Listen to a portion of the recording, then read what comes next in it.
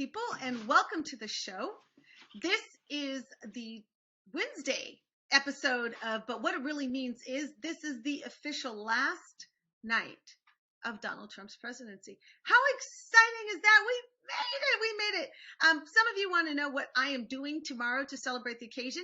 I am having a spectacular luncheon with my bestie, and we're going to have gumbo, which I made actually New Year's Eve and froze, so I'm adding the crab to it because when I made it, there was no crab to be found, but I found some now. So we're adding the crab to the gumbo. I'm making red velvet cake tomorrow morning, or tonight, I guess maybe. And we're going to have some sparkly wine. I'm not going to call it champagne. It's probably Prosecco or something, but it's sparkly and celebratory. And we're just going to have our little dance party, just me and her, and, socially responsible, mask wearing, dancing, happy dancing, and watching all of the festivities on TV. I cannot tell you how excited I am for tomorrow to be able to breathe again, to know that we have actual patriots and responsible adults at the helm. And before I get started, I wanted to just kind of give a minute to the memorial service of the folks that died from COVID to date. That was earlier this evening. And I want to say it struck me as to how much I still need to grieve over all of that, and how much we still need to process how many Americans have died and how serious that is. But also how much we absolutely need to process the degree of the betrayal, the degree of the criminality of what was and the abuse of what was done to the United States by Donald Trump and his insistence on pretending that this thing was not real. And the moral bankruptcy of every decision associated therewith. I mean, I know all of us are talking about whether Trump should be convicted about his treason and his sedition and all of his abuses of power and all of that. But can we just start talking about genocide? We need to talk about genocide. Because there's no way to guarantee that nobody would have died if he had done the right thing. But I can assure you a whole lot less people would have died had he done the right thing. And that's bad enough.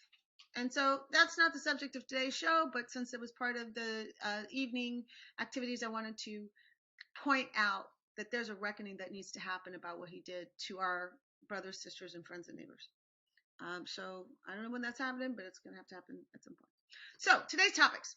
Topic number 1, the Fairness Doctrine. I've gotten a lot of questions about the Fairness Doctrine on social media, principally because I tweeted something about the using executive power to remove Fox News, OAN, and Newsmax from broadcasting on all federal properties, including military units, including VA hospitals, whatever. If it's a federal building, no OAN, no Fox News, and no Newsmax. And people were like, First Amendment. And I'm like, no, that is not actually a First Amendment issue.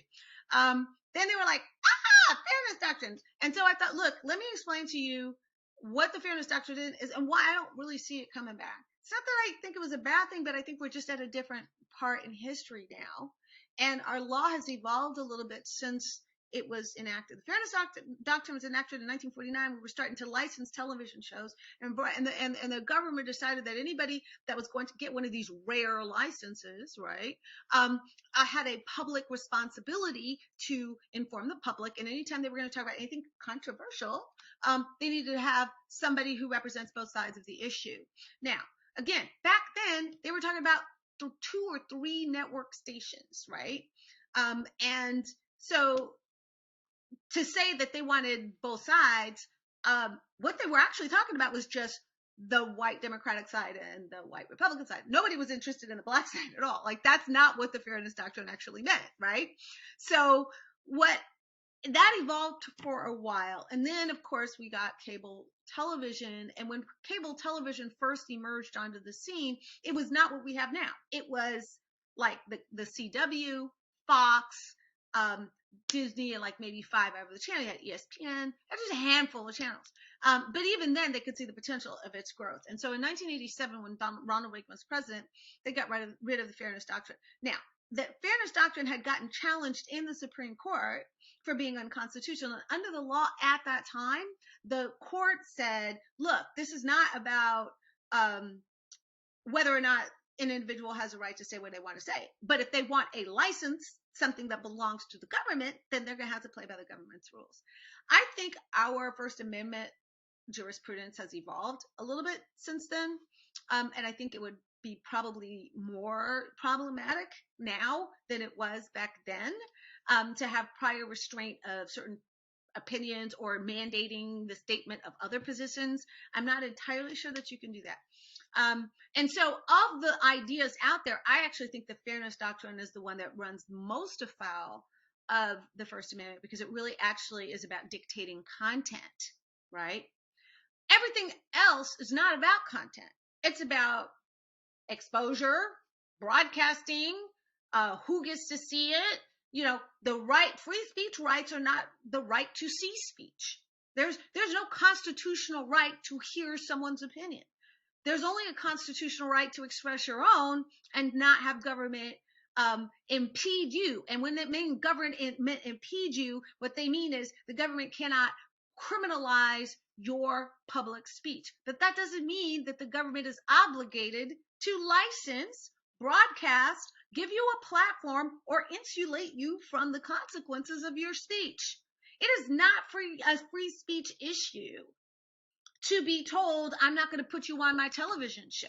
It's not a free speech issue to be told by a publisher they're not going to publish your book.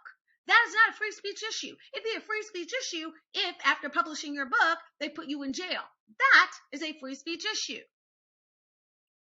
Do we understand the distinction here? Now, what I tweeted earlier today was that I believe by executive order that Donald Trump's decision to have Fox News piped into all of our military bases and demand that it's played everywhere should be reversed, and by executive order that Joe Biden should prohibit the broadcasting of OAN, Fox News, and Newsmax on any federal property, and that includes all our military installations, VA hospitals, whatever. You can't have it. Now, there's some people like, censorship. No, it's not. We're not censoring what Fox News broadcasts. We're simply saying that you can't broadcast it in federal buildings. That's not censorship, boo-boo. Sorry, it's not. It's simply saying we're not going to give you access to the ears that are in federal buildings. You can have access to the ears out of federal buildings all you want, and we're not going to regulate that at all, right? And there's some people like, and then people be mad. I was like, I don't really give a damn if people are mad, because this is now, like I said last night, this is now a national security issue, and it is also a serious issue in our military, because not only was Fox News available to our military under Obama, but it was constantly demonizing Obama while people were on active duty and he was the commander-in-chief, and now are planning to do the same thing to Joe Biden, and that's a national security problem. Now that we can't even trust our National Guard to guard Joe Biden during the inauguration because they've been radicalized by Fox News, OAN, and Newsmax, we now know that this is having a serious detrimental effect on good order and discipline and military preparedness, because we can't trust our troops anymore because they're white supremacist nationalists. And that is because they are being constantly bombarded with this messaging that is designed to radicalize them against the commander-in-chief. I'm like, sorry, no, can't have that. So you got to go. And you know, people are not cognizant that on our military bases, both here and abroad, Fox News is 24/7, 365. And then you wonder why the military ends up voting Republican. Well, it would be okay if that's all it if it stopped at voting Republican. But we saw that on January 6th, that mob of insurrectionist rioters had active duty, former, and reserve military all in there. Not okay at all. So, needless to say, my tweet has gotten quite a bit of traction. Not unusual for my tweets.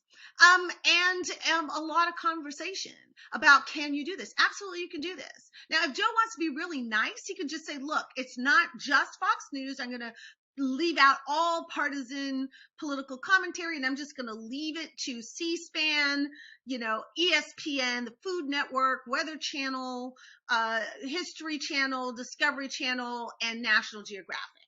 Okay, non-controversial, educational, family-oriented, maybe the Disney Channel, right? Like that, you could say that, right? So it's not MSNBC and it's not Fox News. Okay, I don't think that's required. It's not.